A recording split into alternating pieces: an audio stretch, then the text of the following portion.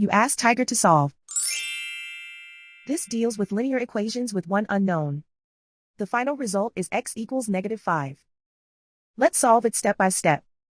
Simplify the expression. Swap sides. Group all constants on the right side of the equation. Add 12 to both sides. Simplify the arithmetic.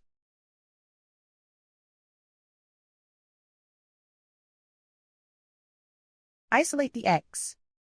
Divide both sides by 5. Simplify the fraction. Find the greatest common factor of the numerator and denominator. Factor out and cancel the greatest common factor.